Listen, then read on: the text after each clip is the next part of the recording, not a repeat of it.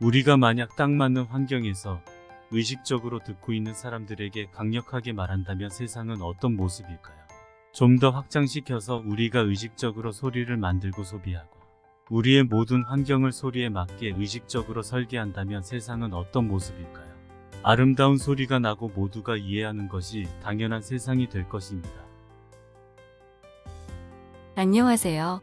리마인드 라이프입니다. 오늘 함께 들어보실 강연은 줄리안 트레저의 강연인데요. 우리가 하루에 말하는 양은 대단히 많을 것입니다. 그러나 그중 듣는 사람이 귀 기울여 듣는 양은 그렇게 많지 않을 것입니다. 줄리안 트레저는 말에 힘이 생기게 하는 방법이 있다고 주장하고 있습니다. 여러분도 듣기 편한 말하기 엔진을 만들어 보는 시간이 되셨으면 좋겠습니다. 그럼 시작하겠습니다. 인간의 목소리는 우리가 연주하는 악기와 같습니다. 아마 세상에서 가장 강력한 소리일 겁니다. 누군가와 대화를 할 때 우리는 많은 이야기를 하지만 상대방은 잘 들으려고 하질 않습니다. 왜 그럴까요? 어떻게 하면 세상을 변화시킬 만큼 강력하게 이야기를 할 수 있을까요?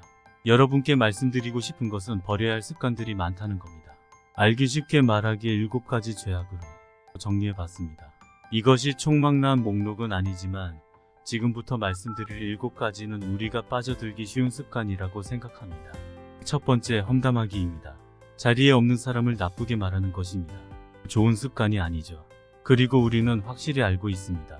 우리의 험담거리가 된 사람이 5분 뒤에는 우리 험담을 하고 있을 것입니다. 두 번째, 비판하기입니다. 누군가와 대화를 하는 과정에 내가 모자라다는 비판을 받고 있다는 것을 느끼게 되면 이런 사람들의 이야기를 들어주는 것이 매우 불편해집니다. 세 번째는 부정성입니다. 여기에 빠져들 수 있습니다. 저희 어머니께서는 말년에 너무나 부정적이셔서 말씀을 듣기가 너무 힘들었습니다. 어느 날 어머니께 이렇게 이야기했습니다. 또 오늘 10월 1일이에요. 그러자 어머니께서는 그래 정말 기분 나쁘지 않니? 그렇게 부정적이면 역시 이야기를 들어주기 힘듭니다. 다른 부정성의 모습은 불평하기입니다. 우리는 날씨, 스포츠, 정치 모든 것에 대해 불평합니다. 사실 불평이란 바이러스성 고통입니다. 그것은 세상에 밝은 빛을 비추는 게 아닙니다. 다섯 번째, 변명입니다. 이런 사람은 어디든 꼭 있습니다. 우리 모두가 이런 사람일 수도 있습니다. 어떤 사람들은 늘 남 탓을 합니다. 그저 모든 사람들에게 탓을 돌리고 자신의 행동에 대한 책임을 지지 않습니다.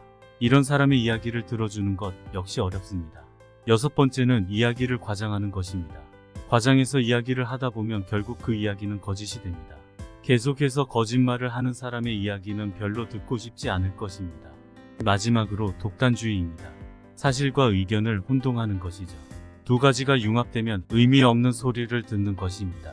어떤 사람이 자신의 의견이 진실인 것처럼 몰아붙이며 듣고 있기가 힘듭니다. 이것들이 말하기 7가지 죄악입니다. 제 생각에는 피해야 할 것들입니다. 하지만 이것을 긍정적으로 생각해 볼 수 있는 방법은 없을까요? 예, 있습니다. 우리의 이야기가 강력하고 세상을 바꿀 만한 것이 되도록 하시기 원하신다면 토대로 삼아야 할 강력한 4가지 기초 원리가 있습니다. 첫째, 정직입니다. 말에 있어 진실하고 솔직 명확한 것입니다. 둘째, 진정성입니다. 다시 말해 자연스러운 것입니다.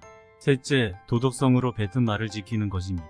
즉 말과 행동이 일치하고 누군가 신뢰할 수 있는 사람이 되는 것입니다. 마지막으로 사랑입니다. 낭만적인 사랑을 의미하는 것이 아니라 사람들이 잘 되기를 바라는 마음입니다. 먼저 정직에는 일명 착한 거짓말이 있는데 이 세상에 오늘 아침 꼴이 말이 아니네요 라는 이야기는 불필요할 것입니다. 물론 사랑과 정직은 훌륭한 것입니다. 그러나 여러분이 누군가 잘 되기를 바란다면 그들을 비판하기 어려울 것입니다. 비판과 사랑을 동시에 하실 수 있는지도 의문스럽습니다.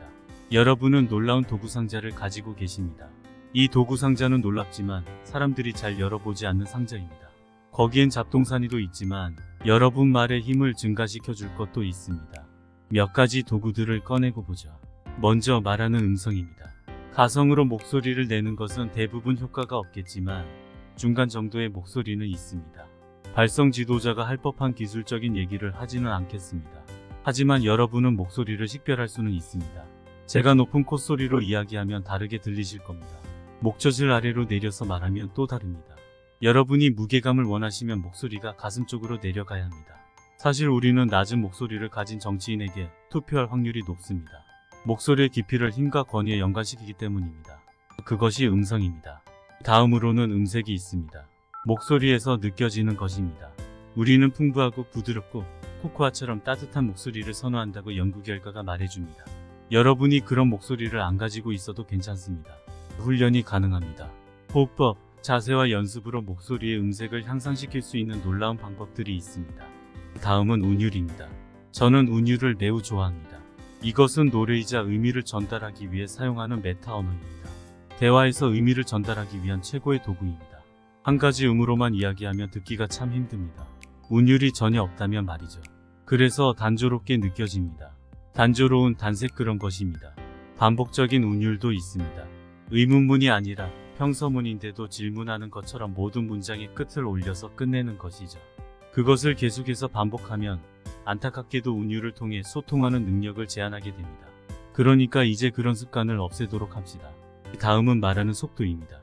제가 어떤 것을 매우 빠르게 말해서 흥분하게 되거나 강조하기 위해 바로 속도를 늦출 수도 있고 침묵할 수도 있습니다. 대화 중에 좀 침묵한다고 해서 나쁠 것은 없습니다. 그렇죠? 괜히 이런 말로 채울 필요가 없습니다.